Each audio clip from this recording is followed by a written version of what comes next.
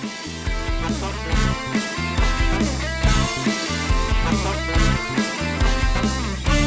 back again, everybody. You got your pack leader here, Garcia, and our co-host again. Yep, that's me, Bradley Kerwin. Good to see you guys again. Today we're doing our Einstock Whitbeir. Yes, we are. Very good. So this is, what I actually learned was that the Einstock has a line of, I think, 7 or 8 different beers. Yeah.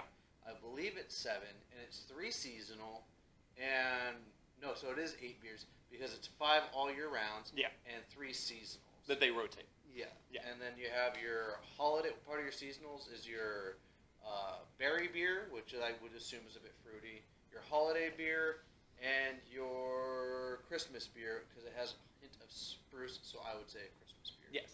So you get that. Ooh, pine. Yeah, like a bit minty, which would be, for me for Christmas. So those are your 3 holiday seasonal beers, and if we can get our hands on those at our local Bevmo or any of our local liquor shops, I think we might do those. Oh, absolutely. I'm a very big Christmas person, so any reason to indulge in something even peripherally related to Christmas, I'll do that. I've actually been trying to get a little more back into the whole Christmas spirit, after everything that went on. So I think that during our Christmas episodes, leading up to Christmas, leading up to the holidays, we might get very festive with each of the holidays and then do something in the background or something like that. Maybe some Beardly jingle bells. Yeah. We'll see. We'll see if we get a little crazy with it. So go ahead, keep an eye out for the Cackle quiz, because I don't know if it was updated last video or going to be updated in this video, but let us know what you think about that tiny little surprise in there. There you go. The other 5 beers that they have are it's the Whitbeir. You have the porter. Yes, so you do have a toasted porter. Toasted porter. Yeah, so that's going to be like your coffee-esque beer. Was it the red ale? They do have a red. They also have a triple IPA. And the Scottish. Yeah. Yep. And the Scottish. Yeah. So those are your 5 beers. It's a wee... Ew, it's the wee porter. Yes. Or something like that. It's something similar, but it has the word Yeah. "we" in it, and I'm like, that's adorable. And he's like, it's Scottish. I'm like, that makes sense. So, if we can get our hands on the entire lineup, we'll do each of those beers. I don't know what we're doing next week. Or next week is going to be the Einstock Porter. Correct. So, our quest was simple: to make the best Icelandic white ale we ever tasted. Fill up your glass and decide for yourself if this white ale rose to the occasion. Using only the highest quality ingredients, our Icelandic white ale features the complex flavors of the classic Belgian Whitbeir. Spiced with the traditional orange peel and coriander, all brewed with pure Icelandic water to deliver a cool smoothness that is flavorful and refreshingly drinkable. While most white ales are thought of as a summer choice, ours is great in the cold of winter or on a hot summer's day. What makes ours different is the attention to detail. From the perfect ingredients to the final product, we make sure to deliver only the best. So go ahead and crack open Icelandic white ale. Anytime. So before we get started with the rest of the video, what's the answer to our Cackle quiz? All right, so if you guys remember, our previous question was, what is IBU? What is the breakdown of IBU? Obviously, this is something that's very important, obviously, for the brewing community or for those of us who are just beer enthusiasts. It helps determine, based on your taste preference, whether or not you may like this beer. IBU stands for International Brewing Unit, so that is a scale from 0 to 100. For example, this beer that we have today is actually a 10 on the IBU scale. So that Einstock that we're going to enjoy is very, very low on that bitterness scale. The previous beer that we did, the Pirate, was a 22 out of 100. So pretty decently better. Yeah, but there are obviously going to be some that are specifically brewed for their bitterness, and others may have a high rating when it comes to IBU, but based on their process. The Tangerine Express, which was a bit higher, and flavor can mask some of that bitterness. Yeah. While it might have a score of 65, it may not taste quite that bitter. So when you're looking at your beers and you're getting your IBUs, from what we've experienced so far, at least from what I can tell, the IBUs that you'll find out there on the prominent beer enthusiast websites such as Beer Advocate. Yep. Again, we are not sponsored by, but the IBUs that you'll find out there, or Untapped, which is where we got the IBUs for this beer, is pretty accurate. So when you're looking for a beer, if you like a beer that's less bitter, Yeah. then you can go ahead and look at the IBUs and understand that, okay, this beer is probably going to be in my range. And you can also find out what your upper limit is on how bitter you like your beers. Absolutely. And bear in mind, too, it's very general. That's why I state that while it may have a high rating, it may not taste quite that bitter. But it's a good way to try and determine, will I like this? And that's all that matters, really. So go ahead and give us the breakdown from beeradvocate.com. So, when it comes to the Einstock, so for Beer Advocate, again, they're kind of our go-to just because of how well laid out their user interface is. It makes my life a whole lot easier, makes his whole life a lot easier. For this particular beer, it has a 5.2% ABV. That means alcohol by volume. So that is definitely within the range of most standard American light beers. The IBU that we talked about previously is at a 10 out of 100. So lacking most of the bitter notes that a lot of other beers that we've tried have. Mm-hmm. The other portions of it, this is a very light beer. Whenever it comes to the pour, as you can see here, it's very clear with a very slight haze to it, a small head on it, but it's very, I don't want to say carbonated, but very effervescent. It does have a good... We actually go ahead and roll that glass up right now. You can see that the carbonation's not as heavy as other beers that we've had.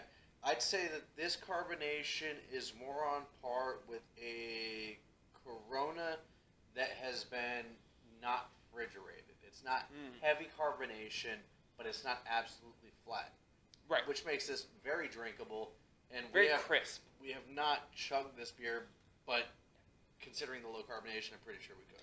Absolutely. So this obviously isn't a very viscous beer. It's something that's going to be far more appropriate for an individual who just finished mowing their lawn or is barbecuing in the back or what have you. This is going to be a great summertime, refreshing, crisp, clear beer. Yeah. And as you've again heard in the B-roll, this is Einstock Olgard, the company that puts out this beer, brews their beers, their year-round beers, to be enjoyed anytime by majority of the beer community. Mm-hmm. And again, like this beer, it's great, perfect for summer. But I think it's light enough and not too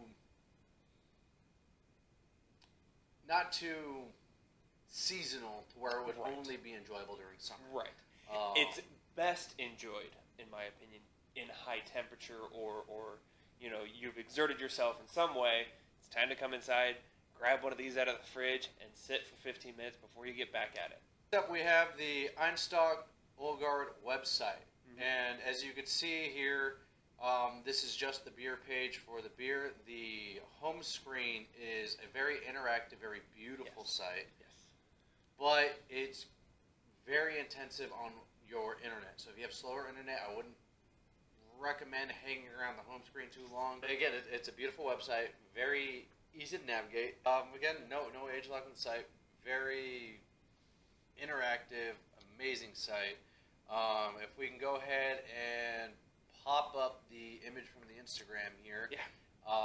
As you can see, the packaging is very, very crisp, very clean. The labels on the bottle are actually textured. Yes. Yet another classic feel, because paper wasn't smooth back then. No, it was very fibrous. Yeah, I mean, obviously from the times of papyrus, where obviously that's half texture and obviously not going to be conducive for my handwriting, but yeah, it's great. It shows that they put thought into not only just the crafting of the beer itself, but also its presentation. Like I said, it's an amazing beer.